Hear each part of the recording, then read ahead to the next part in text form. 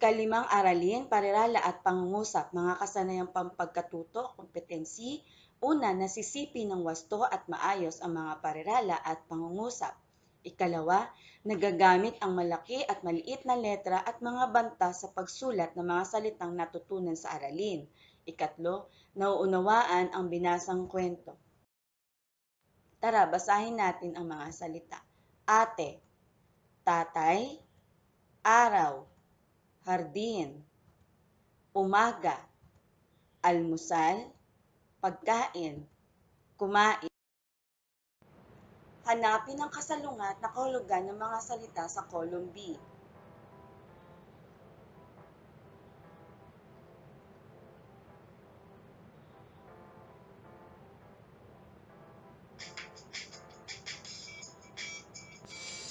Ano-ano ang ginagawa mo tuwing Sabado?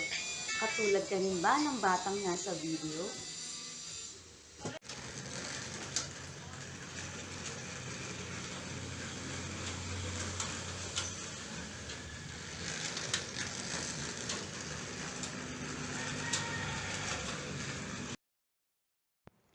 Katulad ka din ba ni Alan? Tara tingnan natin ang kwento.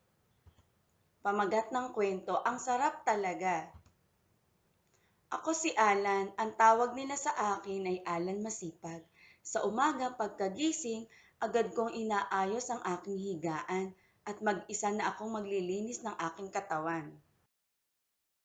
Habang naghihintay ako na maluto ang aming almusal, tinutulungan ko si Kuya sa pagdidilig ng mga halaman sa aming hardin.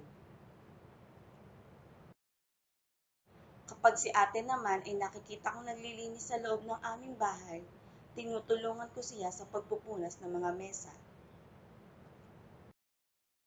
Si tatay naman ay tinutulungan ko sa pagpapakain ng kanyang mga alagang manok. Pagkatapos namin kumain ng almusal, ako ang laging tagalinis ng mesa.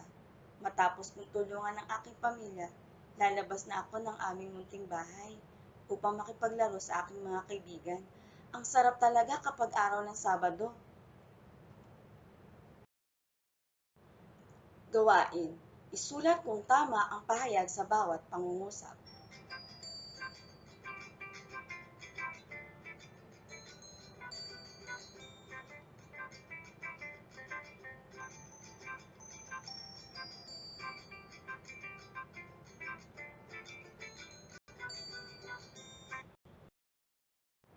Basahin ng malakas ang lipon ng mga salita. Alagang manok. Naglilinis sa loob. Masarap talaga. Munting bahay. Pinatukan niya ang kanyang alagang manok. Si ate ay naglilinis sa loob ng aming bahay. Masarap talaga ang pagkaing hinanda ni nanay. Suriin ang pagkakaiba ng hanay A sa hanay B. Basahin ang hanay A, tagalinis ng mesa, halaman sa aming hardin. Sa hanay B, si Jade ay tagalinis ng mesa. Si Kuya Sam ang nagdidilig ng halaman sa aming hardin. Ano ang pagkakaiba ng pangkat ng mga salita sa hanay A? Sa hanay B, kung ang sagot mo ay hindi buo ang mensahe ng nasa hanay A, ay tama ka. Ang tawag dito ay parirala. Tinatawag namang pangungusap ang nasa hanay B dahil nagsisimula ito sa malaking titik at may bantas sa hulihan.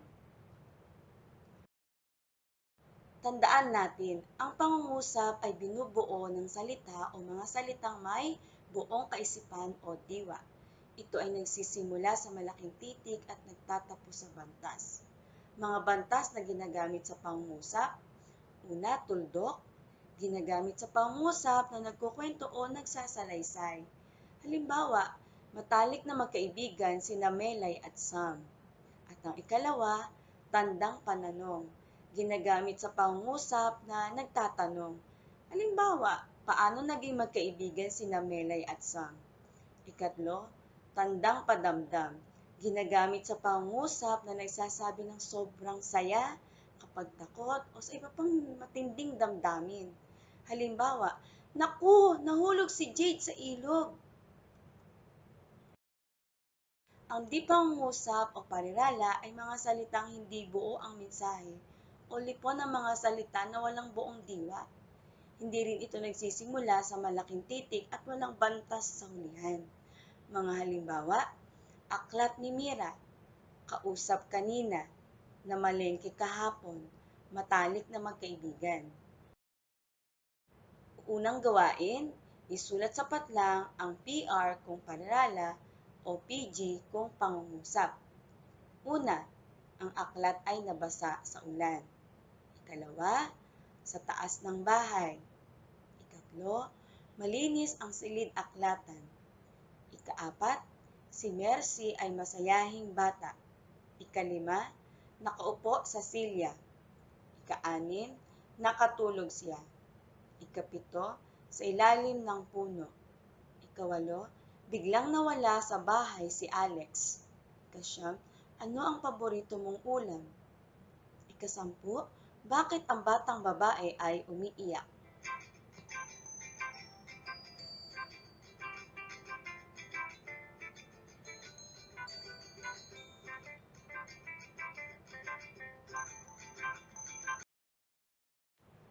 Para sa ikalawang gawain, tingnan ang bawat larawan. Magsulat ng isang parirala at isang pangungusap.